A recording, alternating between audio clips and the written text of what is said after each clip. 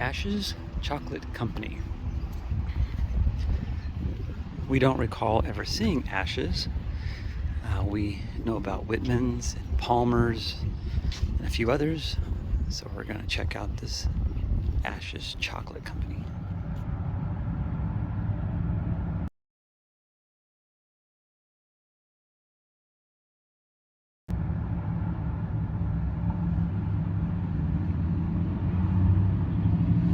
Today is Wednesday.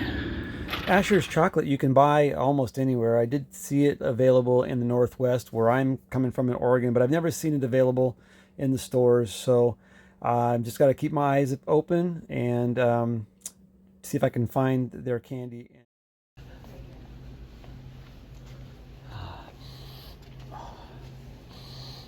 Oh, it smells good.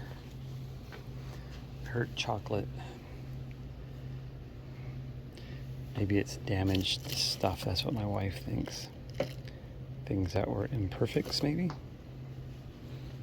No idea. Oh, seconds.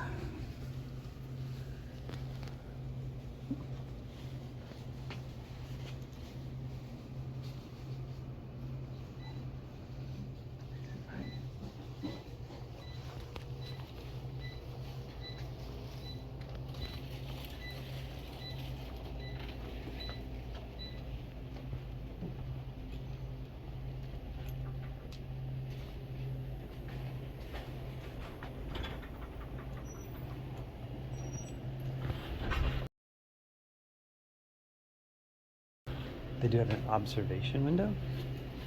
And did you want between? Oh,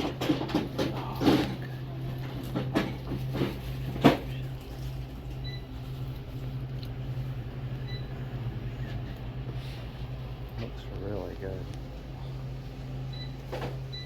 So they do have a observation window area, which is kind of cool. It's kind of like what they have in Oregon at the Tillamook Cheese Factory. So you can take a gander at the factory, which is not running, it seems like at this moment. They probably had all the production earlier in the day because it is about quitting time. Well, at least the store's about closing.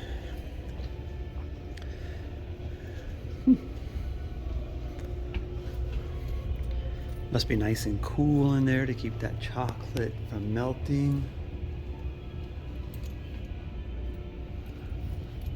Nice. Let's go down the other side and look. I think if I would have read the sign, it would have said something like this: go left. I went right. Go left, and then push the button to start a video tour.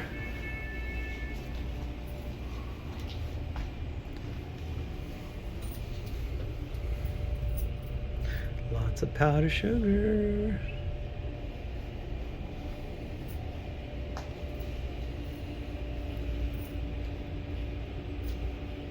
Alright, well, I am not going to show you the whole video because you're just going to have to come and watch it. So you only get to see a sample. Hi, I'm Jeff Asher, and these are my kids, Sophie and Chester. And we'd like to welcome you to our hallway.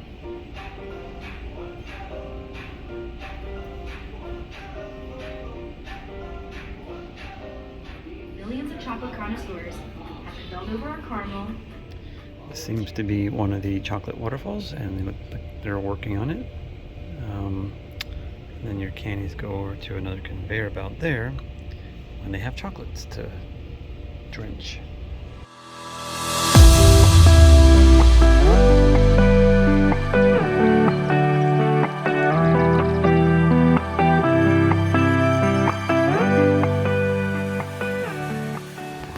Well, believe it or not, we've traveled about 7,000 miles, I think, with the RV so far this year. And this is going to be our first night at a Cracker Barrel. We're sloped a little downhill and a little driver's side, but it's just one night. So, and I'm so glad the temperature's only going to be about 77 high today, 53 low, and we're in the mountains of Maryland, heading toward Illinois. Yeah.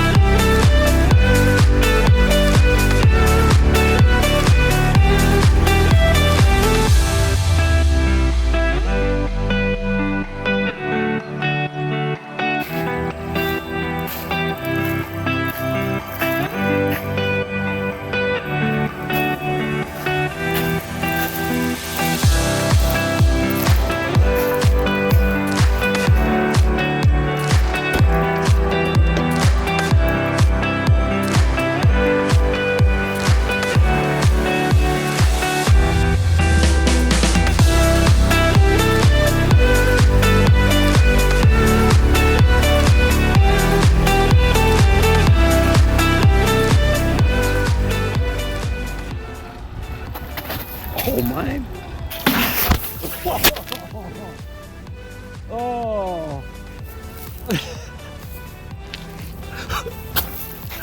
Oh yeah. Oh yeah. I didn't know what to expect, but I got bucked off. I didn't see the stop up there. Oh yeah. Oh, that was crazy. Oh, it's a rabbit. Squirrel. So, right here in the park, very small park, got a few oddities. That looks like it says 1997 time capsule, open in 2097. Whoa. Don't even think the planet's going to be around in 2097. Oh no, a 1972 centennial capsule, open in 2072. Wow, okay. That's a few years out. Blue Star Memorial. But we have one more unique thing. Let's check out here.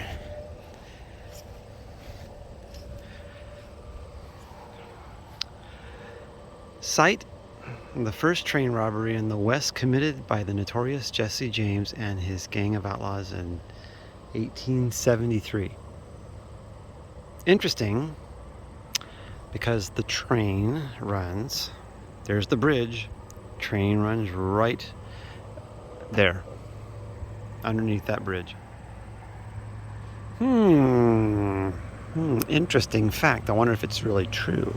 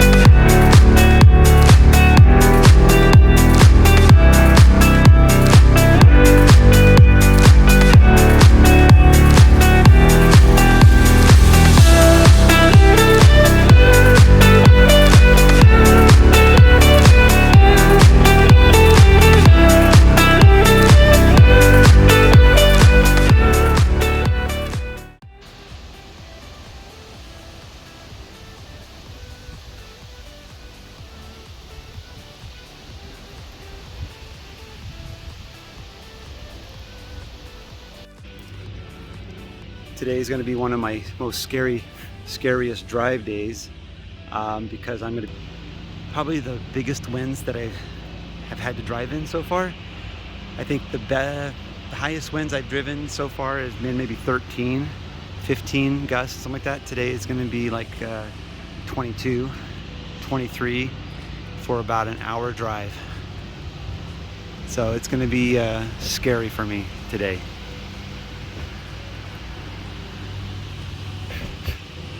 This happens to be the Mountain Home RV Resort Park. It's not bad. The sites are a little narrow, so you and your neighbor are pretty close together, but you do get a space, at least a space on your campsite. Each person gets their own little table, but yeah, it's a little tight, but they're nice and flat, long. It's got a lot of drive-throughs. So anyways, this is Mountain Home in Idaho.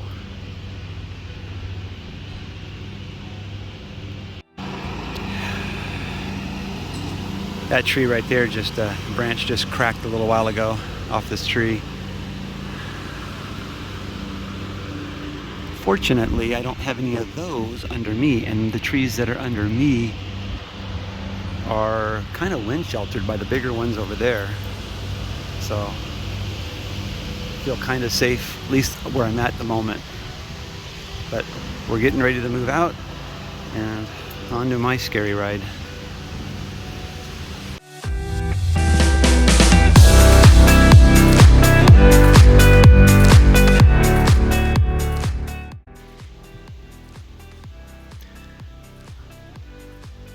Mountain View RV Park, Baker City, Oregon.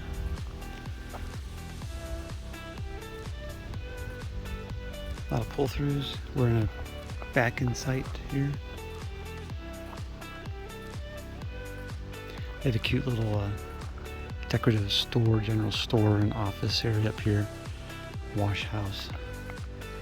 And then up front they do have some mobile homes and some more pull-throughs. Really nice for quick stays. You pull right through and then away you go in the morning if you don't even disconnect. Anyways, Mountain View RV Park. Says it was established in 1959. Dump station right up front here. But not sure about the rest of the park, but we are at full hookups. And this RV park is setting north of the town of Baker. And the only negative thing I can see so far is there's this like big rental thing behind us, and it's kind of noisy when they bring tractors and trailers around. But hopefully that doesn't happen at night after they close.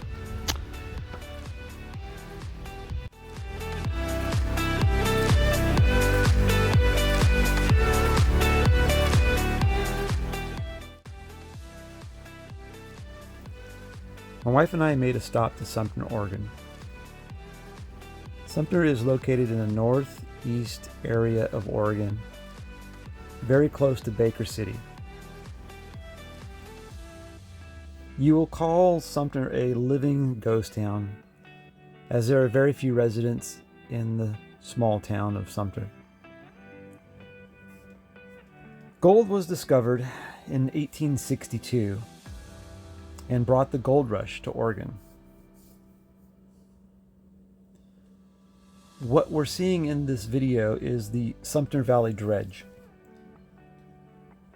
There were 3 dredges built, one in 1912, one in 1915, and there was a time when there wasn't any dredging until the gold price was raised, and a 1935 dredge was built.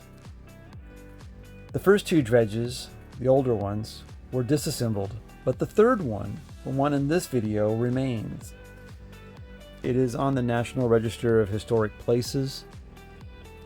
This particular dredge ran 24/7 from 1935 to 1954 and dug up $4 million in gold. It's 125 feet long and 52 feet wide and could move 8.3 cubic yards of dirt per minute. It ran in about 9 feet of water, and it could move anywhere because it created its own pond, because it dug dirt in front of it, and then it went through a conveyor belt and a trommel and deposited tailings on the backside. The whole dredging operation needed 20 people to run the business, but only 3 people were needed to actually operate this giant dredge.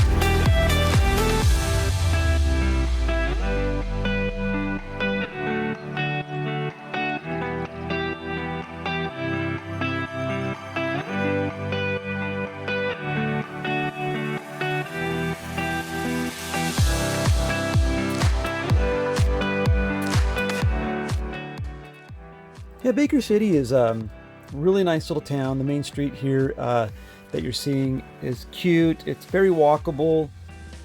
We stayed here overnight in 2 nights actually in an RV park, and had a very enjoyable time going to visit friends and going through the little town of Sumpter and Baker City. Thanks for hanging out with me, and I'm back in Oregon, and our travels will stop until next year, so stay tuned. We're going to Utah.